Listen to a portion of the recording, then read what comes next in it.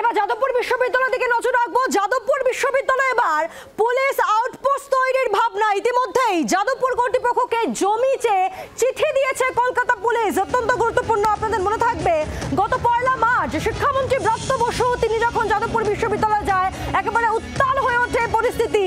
এবং ইতিমধ্যেই কি হয়েছিল 1 মার্চ তা নিয়ে শিক্ষামন্ত্রীর বয়ানও নিয়েছে লালবাজার, এমনটা এই সূত্রের খবর।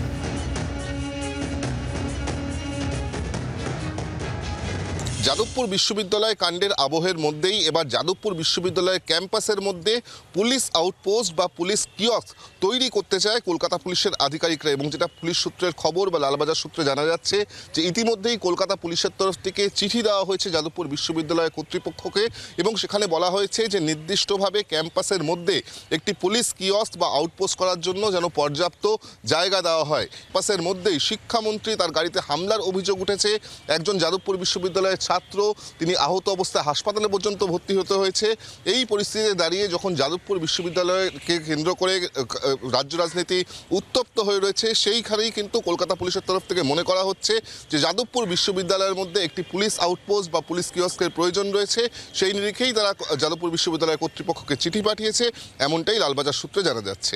জি 24 ঘন্টার জন্য ক্যামেরায় অরিন্দম সরকারের সঙ্গে বিক্রম দাস ও পিয়ালি মিত্র, কলকাতা। এবার যাদবপুরের পাহারায় পুলিশ, আর এই নিয়ে যাদবপুর বিশ্ববিদ্যালয়ের প্রাক্তন উপাচার্যের কি বক্তব্য শুনবো। 2014-15 সালে মহামান্য কলকাতা হাইকোর্ট এই পুলিশ আউটপোস্টের ব্যাপারে পরিষ্কার নির্দেশ দিয়েছিলেন তাদের ইন্টারিম অর্ডারে, এবং সেই সঙ্গে আরো কতগুলো নির্দেশ ছিল। আমার মনে হয় যাদবপুরের যে কর্তৃপক্ষ আছে বিশ্ববিদ্যালয়ে তাদের উচিত ওগুলো অক্ষরে অক্ষরে পালন করা। এবং যাদবপুরের এখন যে অবস্থা, সাধারণ ছাত্রছাত্রীদের যে নিরাপত্তাহীনতা, টিচারদের যে নিরাপত্তাহীনতা, এবং যারা বাইরে থেকে আসছেন গেস্ট তাদের যে নিরাপত্তাহীনতা, এবং যাদবপুর অপরাধীদের মুক্তাঞ্চলে পরিণত হয়েছে, সেই জন্য ইমিডিয়েট পুলিশের প্রয়োজন এবং সাদা পোশাকের পুলিশও যাদবপুরে থাকা উচিত। এবং যাদবপুর বিশ্ববিদ্যালয় যতক্ষণ না পর্যন্ত গণতান্ত্রিক পদ্ধতিতে ভারতীয় সংবিধান মেনে তার পড়াশোনার দিকে এগিয়ে যাচ্ছে, ততক্ষণ অবধি আমার মনে হয় পুলিশের খুব আশু প্রয়োজন আছে। বাংলার আওয়াজ, বাঙালির আবেগ, জি 24 ঘন্টা।